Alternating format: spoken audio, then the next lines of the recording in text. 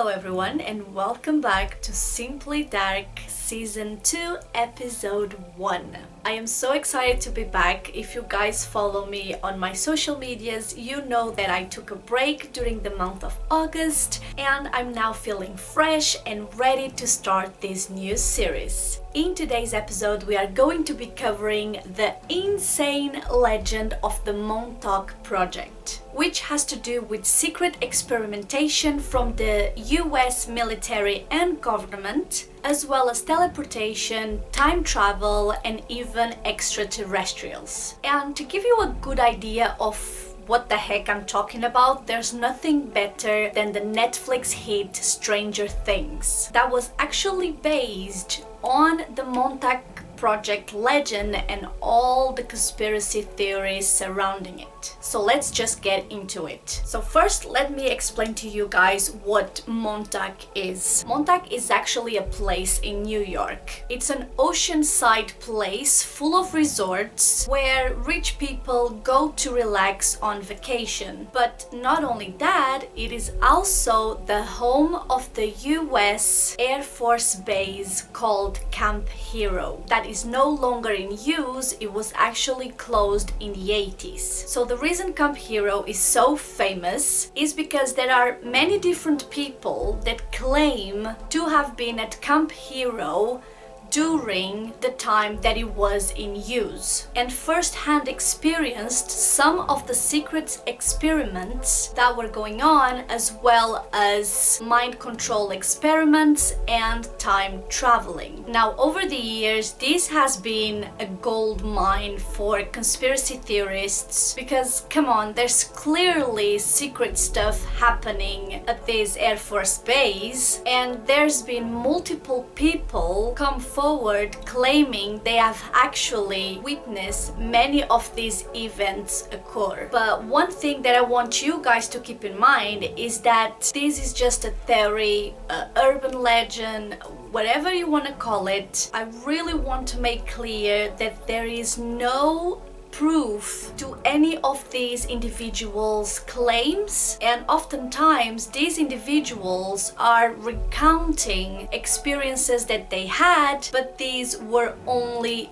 their experiences. So there is no concrete proof that this actually happened. But nevertheless, it is very interesting to talk about all these things surrounding Montauk Project because there is still a slight possibility of what these people claimed about Camp Hero to be completely true. Now, before being an Air Force, this base was actually used by the US military in the World War II, as well as the Cold War, and it basically served as a strategic coastal defensive base so that in the event that Germany decided to invade America, they would probably hit the shores of New York first. So this base was basically used as their first line of defense, and it was completely hidden underground because of that. The base actually features a whole bunch of subterraneous tunnels going under it, and some even say that it goes as far as the actual Montauk town. So many believe that these tunnels are very, very large and extend for a long distance. Not only that, but the base also includes airplane hangars, artillery bunkers on the sides, which now are actually sealed with concrete, and obviously the thing that Camp Hero is more recognizable for, its gigantic radar tower that sits on top of it. Now let's take a look at some of these individuals' claims and what may have happened at Camp Hero. So some of the people that claim to be inside Camp Hero at the time of the Montauk Project claimed that the actual underground base went 12 levels down, and there were around 200 people working in there at the same time. These people also claimed that often orphan children and homeless people were abducted and brought into the camp to be subjected to extreme amounts of magnetic radiation, as well as many other types of horrifying experiments. Many believe that the US government were actually conducting mind control experiments on these individuals, a lot like what we see in Stranger Things actually, which is super interesting and terrifying at the same time. Another claim of what was going on at this camp was that they were targeting people who claimed to have psychic abilities because they wanted to test those abilities. So basically they took these psychic individuals and pushed them to their limits just to see if they could materialize things out of thin air just with their minds. Also, one of the biggest claims about the Montauk Project is that they were actually working with extraterrestrials, and apparently they were in possession of an alien chair that was even built or brought to them by extraterrestrials. And this chair was capable of boosting human psychic abilities. Many people claimed and believed that all of these tunnels were actually used to do time travel experiments, as well as creating portals through space and time. So they were actually able to open portals to another dimensions. Again, Stranger Things vibes here. And this is actually how they were able to be in contact with aliens in the first place. They came into the project through those portals that they created underground. Many also claim that a lot of the times experiments wouldn't go well or as planned, and a lot of the individuals being experimented on would not survive,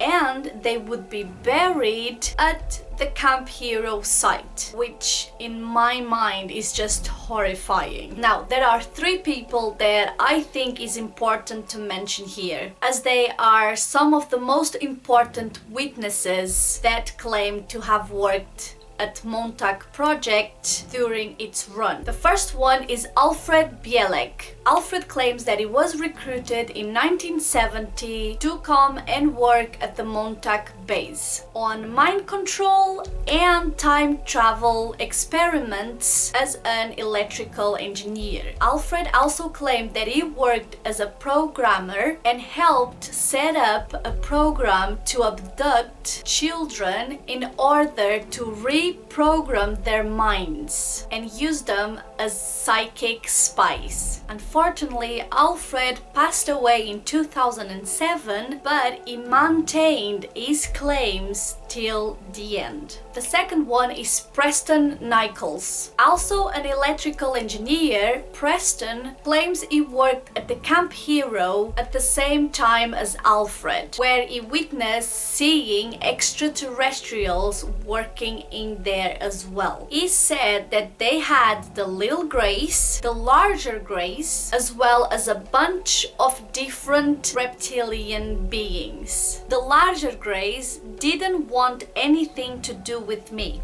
When I entered the room, they would leave. And according to Preston, they would do this because he didn't know how to communicate with them telepathically. The third one is Stuart Swerdlow, and he claimed to be one of the boys that were abducted, and that they studied him and then boosted his psychic abilities. He was subjected to beatings, torture, electrical shocks, and even drownings. They would bring him to the point of death and then save his life. And the person doing this would be his savior, and they would tell him to remember that over and over again. Like, How insane is that? But despite all the rumors and conspiracy theories around Camp Hero, there has been no evidence found or evidence to suggest that there are these secret underground facilities today or even before. But obviously this is a top secret project, so of course they are going to hide it from us as much as they can, and of course they are going to tell us that there's nothing to see underground. But what's crazy here is that most conspiracy theorists and experts on this field all agree that something big was happening in these facilities between 1971 and 1982, and that maybe it is in fact still being used today. The reason for this being that in 1984, when the Camp Hero deed was gifted to the state as a park land, the paperwork noted that the state owns everything at the surface of the base, but